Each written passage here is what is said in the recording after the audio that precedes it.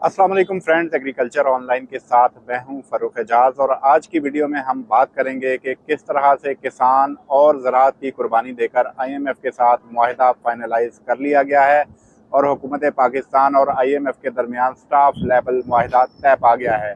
यानी कि अब आईएमएफ जो है वो हुकूमत पाकिस्तान को जो कर्ज़ है वो दे देगा। और इसके साथ ही साथ आज की वीडियो में हम इस पर भी बात करेंगे कि किस तरह से किसान जो है वो गंदम के अच्छे रेट को भूल जाएं और गंदम का एक अच्छा रेट किसानों के लिए किस्सा पारीना बनकर रह जाएगा और किसान किस तरह से गंदम और दीगर फसलों के अच्छे रेट से महरूम रहेंगे। इसी हवाले से जो तफसीलात हैं उन पर आज की वीडियो में हम बात करेंगे। तो फ्रेंड्स, सबसे पहले हम बात कर लेते हैं आईएमएफ के साथ जो वाहिदा हुआ है हुकूमत पाकिस्तान का।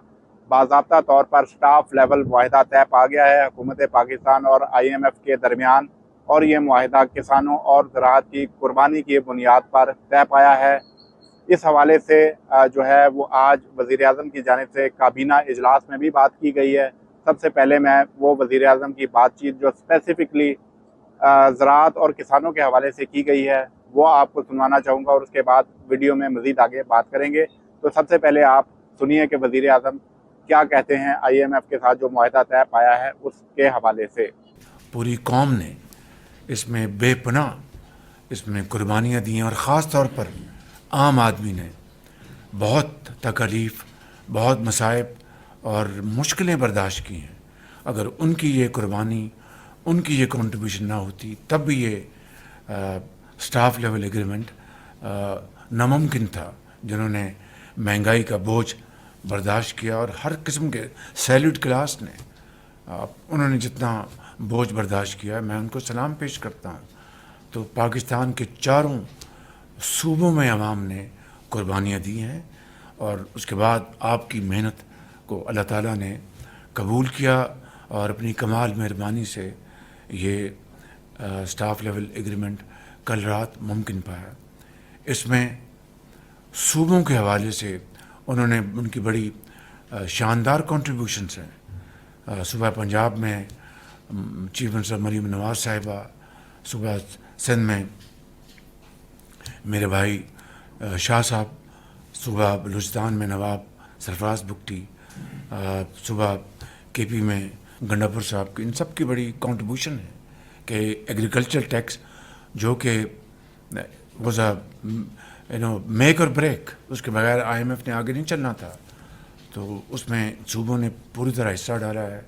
और अगर तरतीब गिने तो सबसे पहले सूबा पंजाब ने ये टैक्स अपनी असम्बली से पास करवाया और फिर दर्जा बदर्जा बाकी सूबों ने।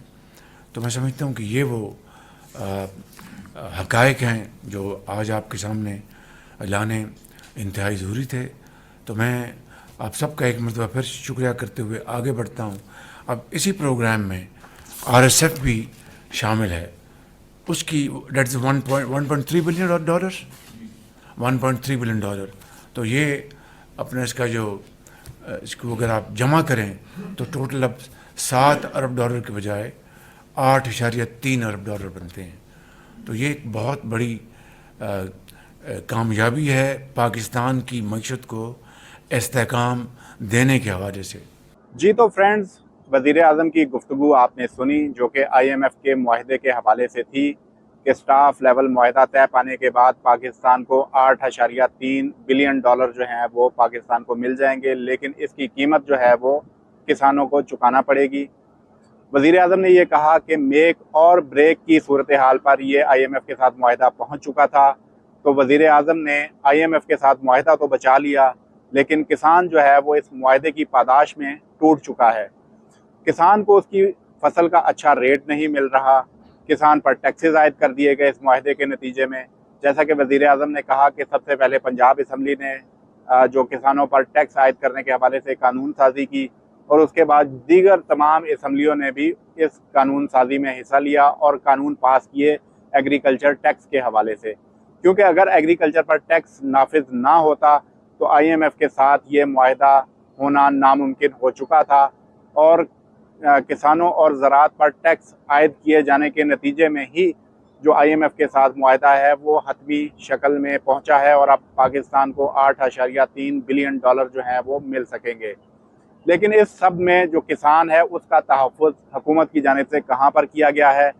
जो किसान को अच्छा रेट मिलता था उसकी फसल का, वो तक जो है वो IMF के हवाले कर दिया गया है, क्योंकि IMF की जानिब से ये शर्त भी रखी गई थी कि हुकूमत पाकिस्तान और उसकी तमाम असम्बलियाँ ना तो गंदम, ना गन्ना और ना ही किसी भी जो एग्रीकल्चर क्रॉप है उसकी सपोर्ट प्राइस मुकर्रर नहीं करेगी।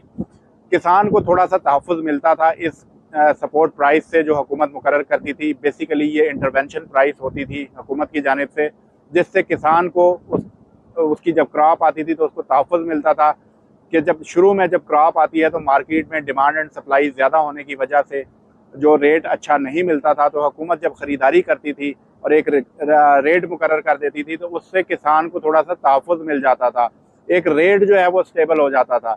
लेकिन अब IMF के साथ मुआहदे के बाद हुकूमत पाकिस्तान और इसके साथ साथ जो सूबाई हुकूमतें हैं वो गंदम समेत किसी भी क्रॉप का जो रेट है वो मुकर्रर ही नहीं कर सकती, और अगर वो रेट मुकर्रर करेंगी तो वो IMF की जो शराइत हैं उसकी खिलाफ वर्जी करेंगी और IMF जो है वो उस खिलाफ वर्जी पर एक्शन भी ले सकता है। तो इसीलिए इस साल हमने देखा कि गुज़श्ता साल गंदम की सूरत हाल सबके सामने रही कि एक तो जो रेट अनाउंस किया गया हुकूमतों की जानिब से वो रेट किसानों को नहीं मिला, उसके बाद गंदम इंपोर्ट हो गई, उससे किसानों को मज़ीद नुकसान हुआ, किसानों की कमर टूट गई। और अब जबकि गंदम की फसल दोबारा आने वाली है तो IMF की शराइत के तहत किसान को गंदम का रेट जो है वो फिर दोबारा नहीं मिल रहा। इवन हुकूमतों ने भी अपने गंदम के रेट जो हैं वो डाउन कर दिए हैं, और जो पंजाब हुकूमत की जानिब से नोटिफिकेशन निकाला गया है सरकारी गंदम फ़रोख्त करने के हवाले से, वो 2900 रुपये पर 40 kg का रेट जो है वो निकाला गया है। तो ऐसी सूरत हाल में किसान को उसकी गंदम का रेट कहाँ से अच्छा मिलेगा? इसके अलावा जो है वो किसान का तहफ़्फ़ुज़ किसी भी सतह पर नज़र नहीं आ रहा। हुकूमत कहीं से भी जो है वो किसानों को ये यकीन दहानी कराने में नाकाम है कि किसान का जो तहफ़्फ़ुज़ है वो किस तरह से होगा। किसान को खाद महंगी मिल रही है, DAP जो है वो 12-13 हज़ार रुपये फ़ी बैग मिल रही है, यूरिया जो है वो 6-7 हज़ार रुपये ब्लैक में मिल रही है किसानों को।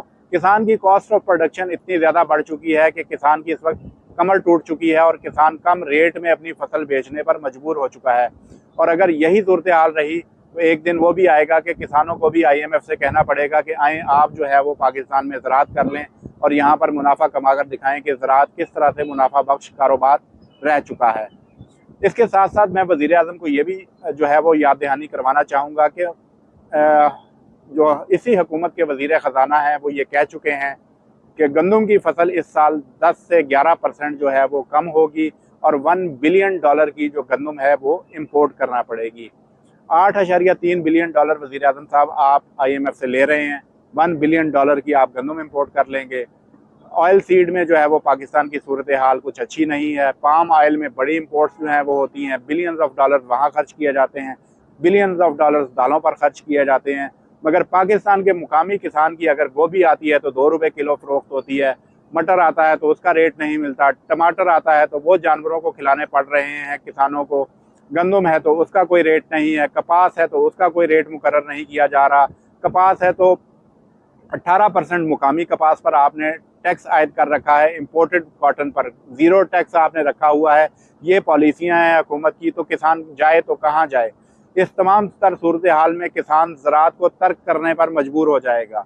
माजी में हमने देखा कि बिलियंस ऑफ डॉलर्स की जब गंदम इंपोर्ट हुई तो हुकूमत की जानिब से ये कहा गया किसानों आप गंदम लगाओ, हम आपको जो है वो सपोर्ट करेंगे, अच्छा रेट देंगे। किसान ने कर दिखाया, पाकिस्तान को सरप्लस कर दिया गंदम में, लेकिन उसका नतीजा क्या मिला कि आज किसान को उसका गंदम का रेट नहीं मिल रहा, किसान गंदम को छोड़ता जा रहा है। इस साल भी किसानों ने, बहुत सारे किसानों ने गंदम जो है वो कम कर दी।